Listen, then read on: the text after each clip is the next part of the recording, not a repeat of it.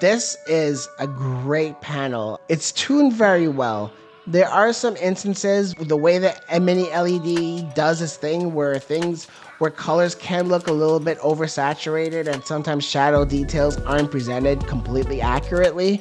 Not a big deal at all if you're just gaming. But if you are using this for creative tasks, I might want to think twice about this. I don't want to say not to get it, because in the system settings, you can configure the backlighting zone.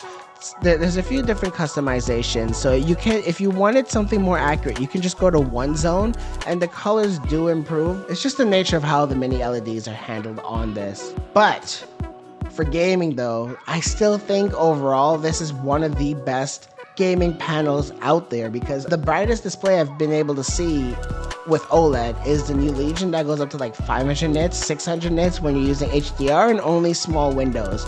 But this could go up to over 1,000 nits, and because there's over 2,000 local dimming zones, it does a good job still keeping the shadow details and keeping things look black. And you can see by my measurements, the contrast ratio is really good throughout.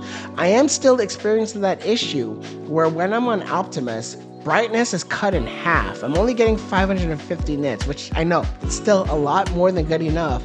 But if you want to get the full 1,000 nits of this panel, you do have to switch to the dedicated GPU mode in the NVIDIA control panel. I don't know why that is. When you're looking at my measurements that I have up right now though, don't be concerned about the HDR when it's only going down to 700 and something. That's just because my testing equipment isn't really formatted for testing HDR. It's running an SDR test pattern, but the Windows laptop is in HDR, so it gets a little bit confused. When you're actually gaming, I'm hitting over 1,000 nits easily on highlights, and things look amazing. And another thing I'm noticing, because this is just a regular IPS panel, in some cases things look sharper than the OLED because you're not using a weird subpixel layout. It's the more traditional RGB subpixel layout. So in some ways, I do think I prefer this panel over the OLED panels, and that's another reason why I am like legit considering switching to this as my main laptop. If I do, I might go for the Scar 16 though, because this is just a little bit too heavy for me. But overall, man, yeah, so far that's been great.